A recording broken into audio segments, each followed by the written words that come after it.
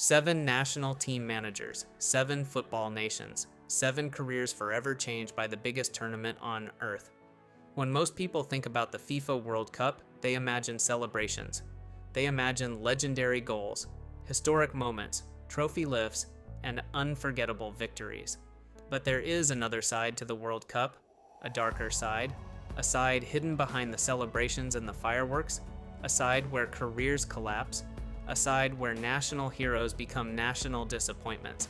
Because every 4 years, the World Cup creates winners, but it also creates victims.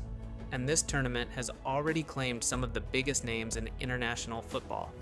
Managers who arrived with hope, managers who arrived with dreams, managers who believed they could change history.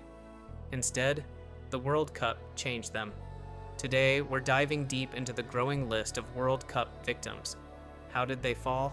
Why did they fail? And perhaps most importantly, who could be next? Because one thing has become painfully clear. At this World Cup, nobody is safe. The FIFA World Cup isn't simply a football tournament. It's pressure unlike anything else in sports. Every touch of the ball matters. Every tactical decision matters. Every substitution matters. And every mistake can become part of football history forever.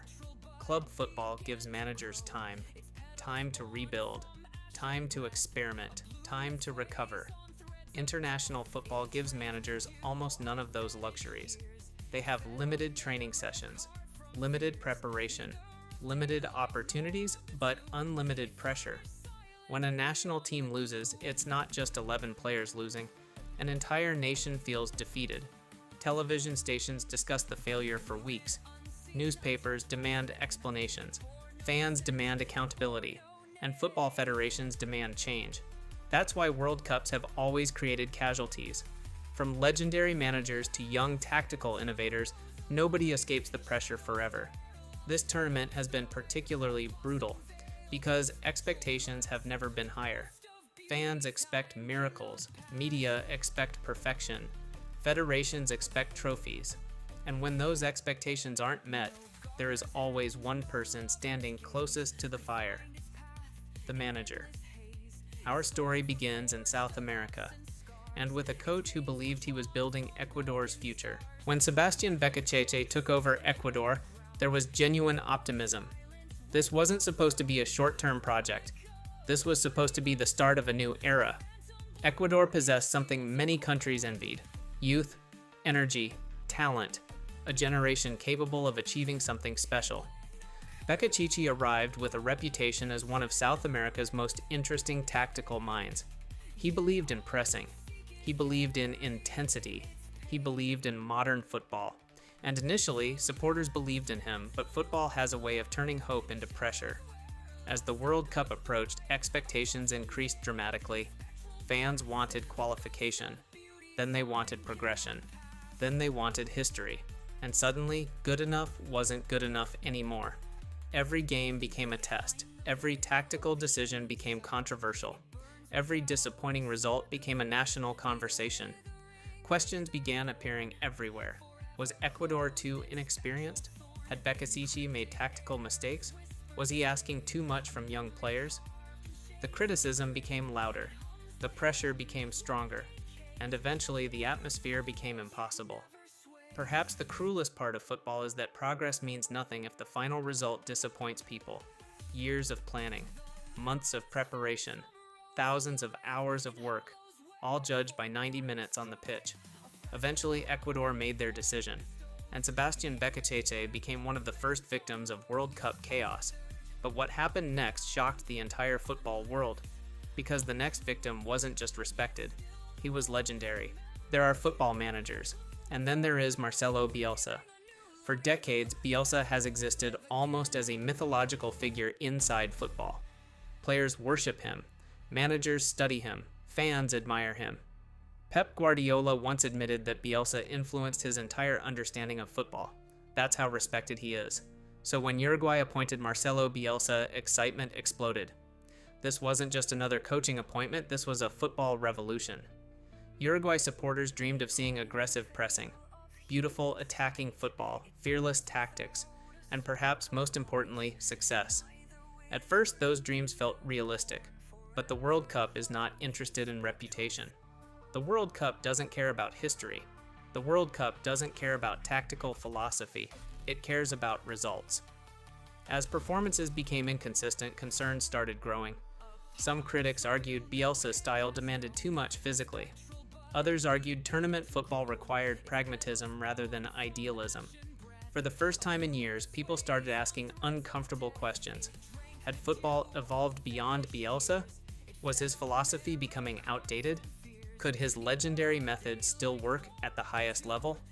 The criticism intensified after every disappointing performance. Television panels debated his future. Newspapers questioned his decisions. Fans became divided. Some defended him, others demanded change. The pressure surrounding Uruguay became enormous, and eventually even Marcelo Bielsa couldn't survive. Perhaps that's the greatest lesson of all. The World Cup doesn't care if you're a genius, it doesn't care if you're a legend, it doesn't care how much football history respects you. When results disappear, protection disappears with them. The fall of Marcelo Bielsa sent shockwaves around the world, but Europe was about to experience its own crisis, and the next victim would be Ronald Koeman. Few football nations carry expectations like the Netherlands. This is the country of Johan Cruyff, the country of total football, the country that changed football forever. So when Ronald Koeman accepted the challenge, he understood exactly what was expected. Not participation, not respectability, success, nothing less. Koeman himself represented Dutch football greatness. He was a legendary player, an experienced coach, a respected figure. Many believed he was the perfect choice. But World Cups create pressure unlike anything else. When results started disappointing supporters, criticism arrived immediately. Every formation became controversial. Every substitution became controversial. Every press conference became controversial. Former players questioned his tactics. Experts questioned his decisions. Supporters questioned everything. Suddenly, Ronald Koeman wasn't managing a football team. He was defending himself every single day.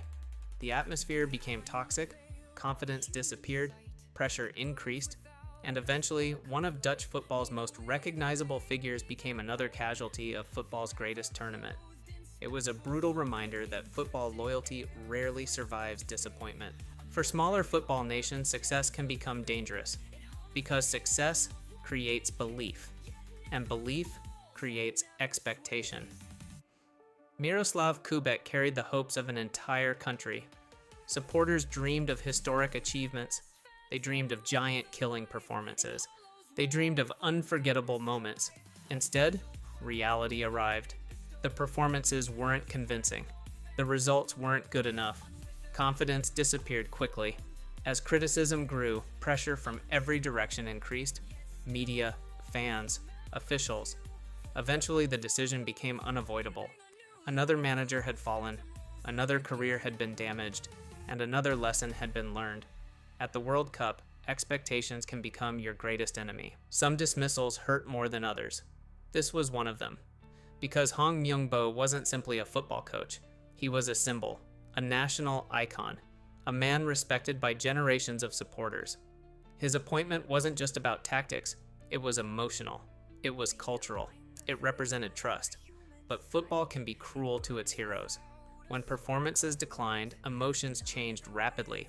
Support became criticism, hope became frustration, pride became disappointment. Suddenly, one of South Korea's greatest football figures found himself facing unprecedented pressure. Television debates became emotional.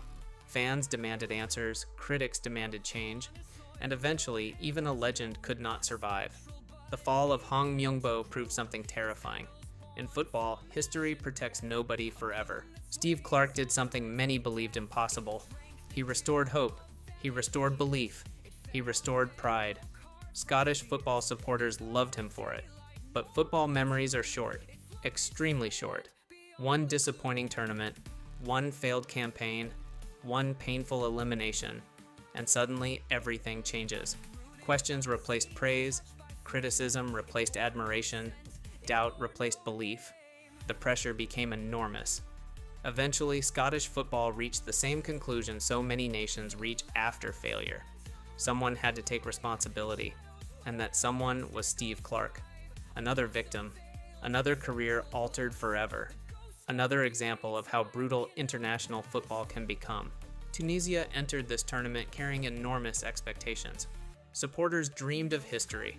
They dreamed of surprise victories. They dreamed of making the world pay attention. Instead, disappointment arrived. Sabri Lamouchi faced one of the toughest jobs in international football, representing millions of passionate supporters on the world's biggest stage. The pressure was enormous, and when results failed to arrive, the criticism became unavoidable. Questions became accusations. Pressure became crisis, and eventually another manager paid the ultimate professional price. Another victim, another casualty, another reminder that the World Cup can destroy careers just as quickly as it creates legends. 7 managers, 7 stories, 7 careers changed forever. But perhaps the most frightening part of this story is that it isn't over. The World Cup continues. More favorites will lose. More nations will experience heartbreak. More supporters will demand answers. And history tells us one thing: there will almost certainly be more victims. Because the FIFA World Cup isn't just football's greatest stage, it's football's greatest pressure test. And not everyone survives it. So now we ask the question that every manager remaining in this tournament fears: who will be next?